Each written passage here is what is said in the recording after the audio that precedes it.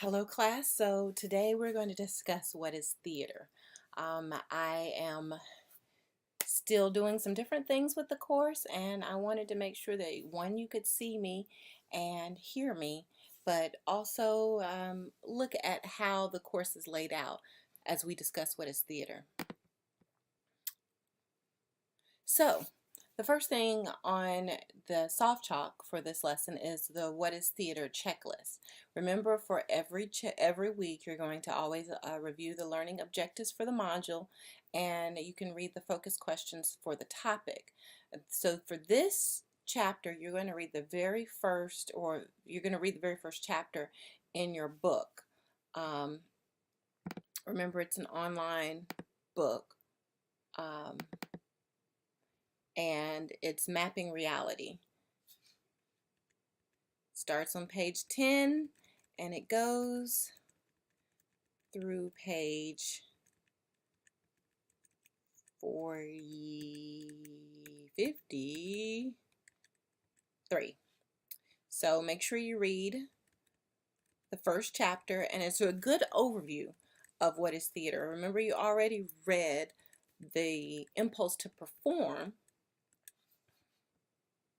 So that relates, as we've already talked about performance and art, as we're getting now into what actually theater is. Make sure you're doing now, watch the lecture, and then you're going to complete the assignments and any other articles and media that are available. So the learning objectives are to identify the origins of Western European theater traditions, identify and define the essential elements of theater, analyze the use of dramatic and theatrical elements in a range of performance events, describe the responsibility of theater artists with regard to representing diverse others. And then you're going to do a written form to demonstrate this competency. So as we start what is theater, we will start with in the beginning. And remember, this is an interesting lecture because we've already talked about the impulse to perform.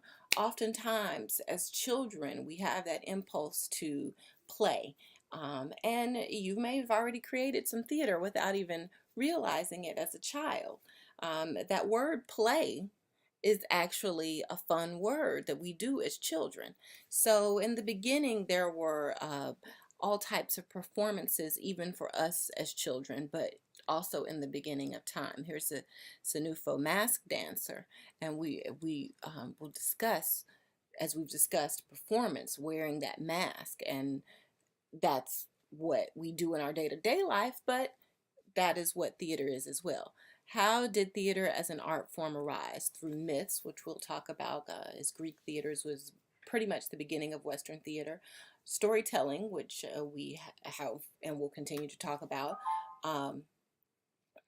There's an impulse oftentimes to tell stories when we're talking to our friends and our relatives and to larger groups, and that story can become a play or a scene or any type of performance, some sort of music or film.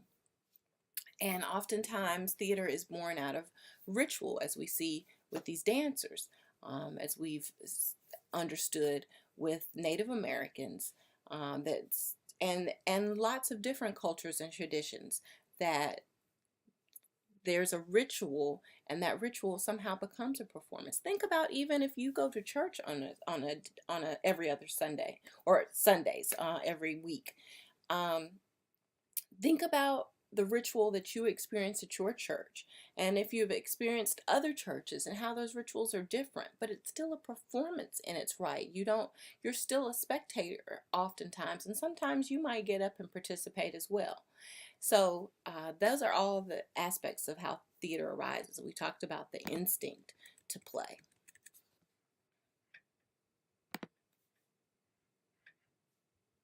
Western European theater roots ancient Greek theater. It arose out of community and cultural performance and religious observation. Ancient hymns and dances performed to celebrate the god Dionysus. Ritual celebration to guarantee the return of spring. So Every year, pretty much everyone in the community would stop what they were doing to attend and be part of, and in all aspects, these performances, because not only were they watching and enjoying them, but they were also a part of the ritual that we just talked about. They're celebrating one of their gods, and this is a god of play in so many ways. A god of the wine, kind of free spirit, uh, fertility, all of the things that the Greeks found to be fun, and of course, theater. So this was their way of celebrating him, and to also kind of pray and want um, continued fertility in all aspects as spring starts a new growth pattern. So theatron is the Greek word for seeing place, and we can see here that even in ancient Greece, oftentimes the theaters were carved literally out of the side of a mountain, and we can still see some of these theaters that still exist. And not only do we see the beauty of all of the nature behind the actual performance, but the performance itself. So it makes it so much grander to see this beautiful nature, but also seeing the performance. So that's where that word, so there's a difference between theatre and theater. Er is the place. So when we go into the theater, maybe to see a play or a movie, we will experience the theater. We've gone to the seeing place to see this great experience. So this is theater, the art of looking at ourselves, as says Augusto Boal, who is a great Brazilian director.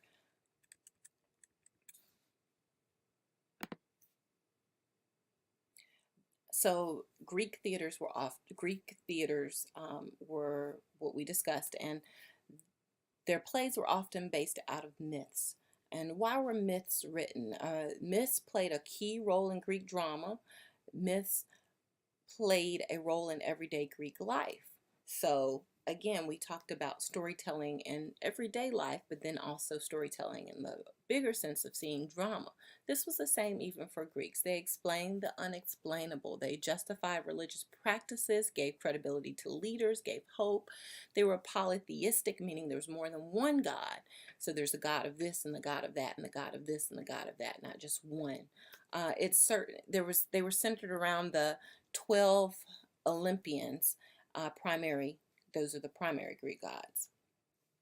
So that's why they made myths to help them explain their everyday life, to help give pretty much everything that had to do with their everyday life, their what was going on in the world, their religion, understand their leaders. All of these things were part of their everyday life, so they created these myths, and then they were able to see the myths being played out through drama.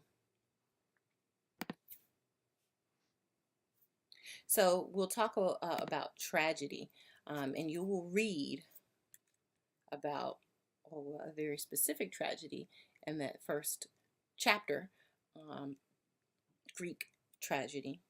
And then we will also have an opportunity to read a Greek drama. We see it before our eyes. That's what tragedy is. Oftentimes it was called the goat song, which people still don't quite understand, but it could be believed that maybe that if you hear a goat crying, often we see that funny video of the goat crying. They sound sad, or even just the bang of the baa like a sheep, but the sound of a goat is sad. So tragedy is just this huge sadness, and in Greek, dran means to do, to act, perform. So drama is something that is done.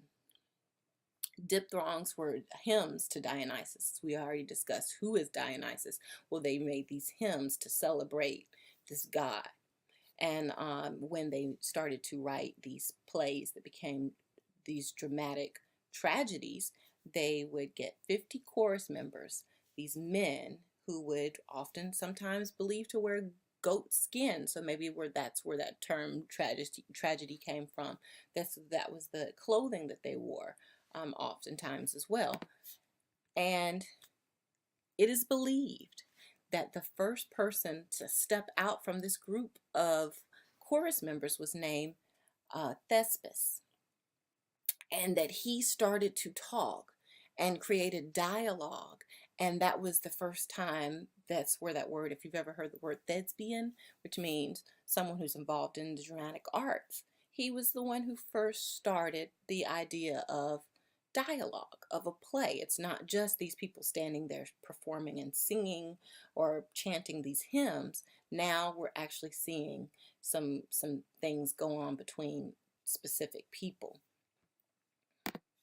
And we see this picture here, who is Oedipus, which you will read about, but that tragedy of Oedipus is considered to be the standard for drama, and also the standard, really, in a lot of ways, for tragedy. You might even have heard the Oedipus complex, and how that relates to that story, which I don't want to give away the story, but think about it. Look up the Oedipus complex after you've read the story. What makes theater happen? Well, there's a theory that it only takes two things to make theater happen: the performer and the audience. And the performer might make up some of the other parts of the theater, but you really only need an audience, and the audience has to watch something, so the performer. But ultimately, when you go to see a play, you will see something that was written. So that includes lyricists and composers, and of course the playwright, the actors, the performers. The director helps carry out the vision of the script, which we'll talk about. The designers, which we'll also talk about. But there's tons of designers. Someone who designs the set, the properties, the costumes. Someone who designs how the lights look and how the sound how we hear the sound. Someone who designs what the makeup looks like and the wigs, slideshow presentations that maybe you see. There are different people that design all those different aspects, or sometimes it's the same person but designs different aspects of theater. And then there's the technical people who work behind the scenes, and they help to carry out those aspects. So if maybe one person designs how the lights look and another person implements that, might be the same person, but it's two different jobs. And then, of course, the audience, all working together towards a common goal or collaboration. That's what theater is all about. So that's why it's so important in this course that we collaborate, that we discuss, because not only is it important in life and society and every job that you will ever try to do, but especially in theater, which is why theater is so important to us all, because it's a collaborative art.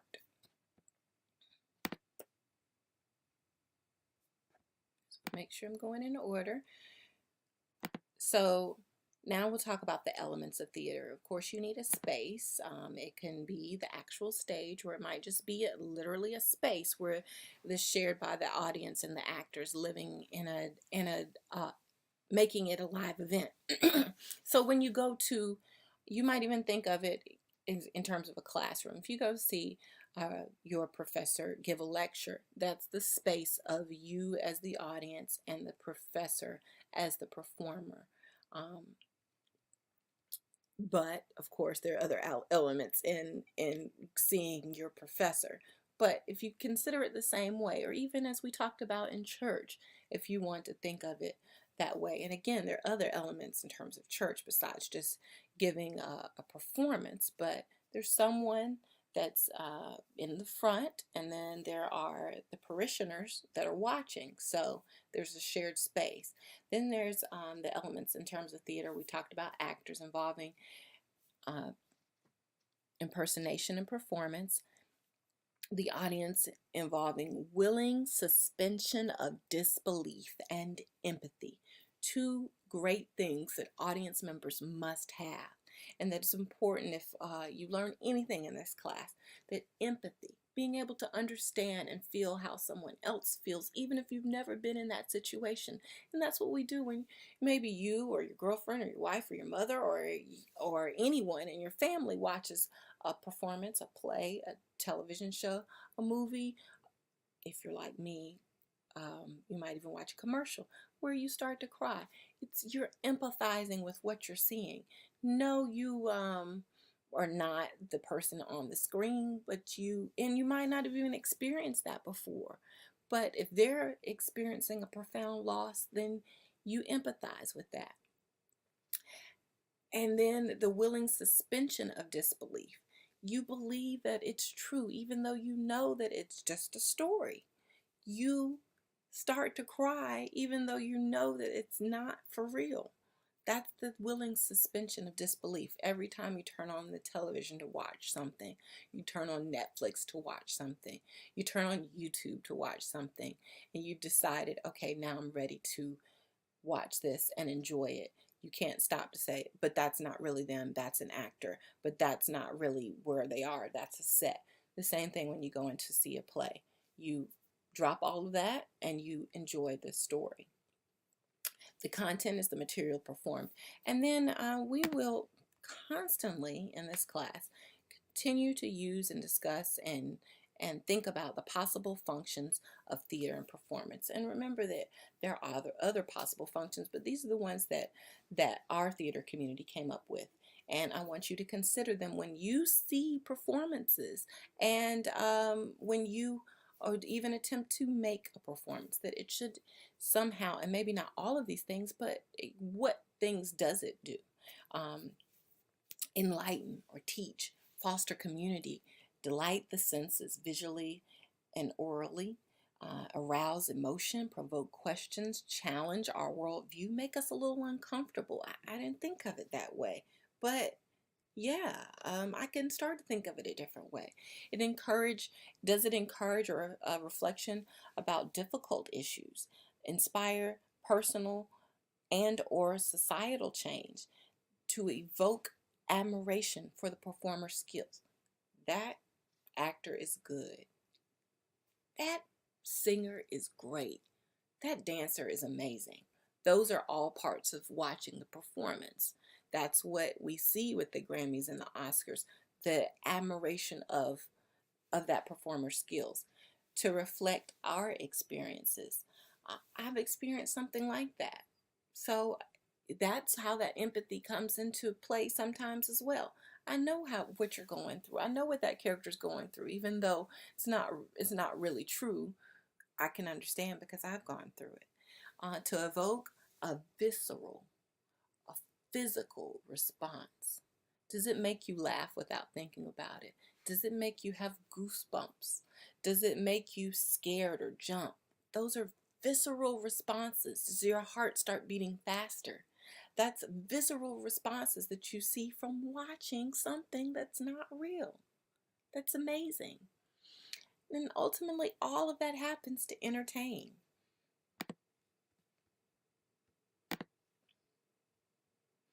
So in every lecture, I'll try to give some videos.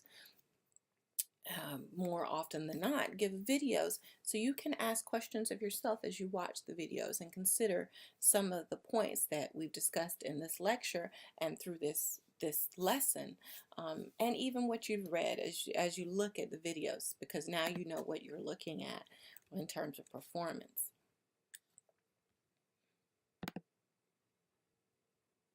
So, global perspectives.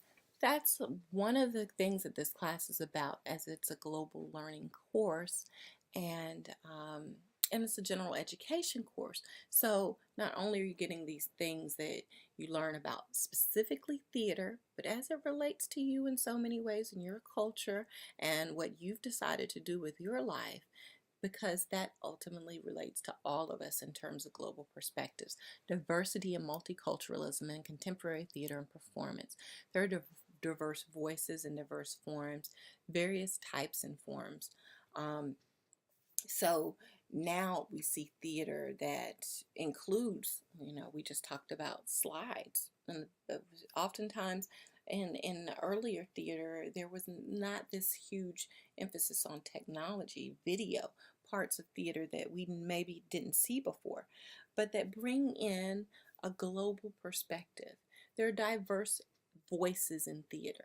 There's not just the Western theater of Shakespeare or even ancient Greece that we learned in terms of what is theater, ancient theater, but there are diverse voices from all over the world, and why it's important to read and understand about people from all over the world. There's amazing African playwrights and South American playwrights, Asian theater that's totally different from what we understand as European theater. And that's what we want you to open your eyes and enlighten you to see, that it's all different, and that makes you a better person for understanding that and seeing that. So what is diversity? The state or fact of being diverse, difference, unlikeness, variety, multiformity, the point of difference. And that's from Webster's. And as we've discussed culture, you can kind of see, well, there's different types of culture. So with different types of culture, we'll see different types of theater. And we can understand different types of culture through different types of theater. What is multiculturalism? It is the awareness that some voices have not been heard and seen in mainstream culture, literature, theater, stages, television, and film. What are the benefits? Intercultural exchange breeds dialogue, encourages empathy, provides a voice to those that are disenfranchised or marginalized, and allows cross-fertilization. So not only are we learning about a different culture through the theater, but now we've also maybe read or seen a different type of literature, different type of art form, of different ideas, different religions. We maybe are introduced through different types of food and dress, all through the theater just by watching it. So, and it really breeds that dialogue where we can talk about things going on in the world that maybe we didn't know before. And again, we'll experience that in this class as we'll read about different parts of the United States and the world. So, again, remember that you will read and go through the lecture and then ask questions of yourself and discuss those questions. And you will also, if you have by now, see the lecture and understand that, you know, we get all these things through different sources. So if you have any questions, you're always encouraged to email me. I hope you have a great week. Bye.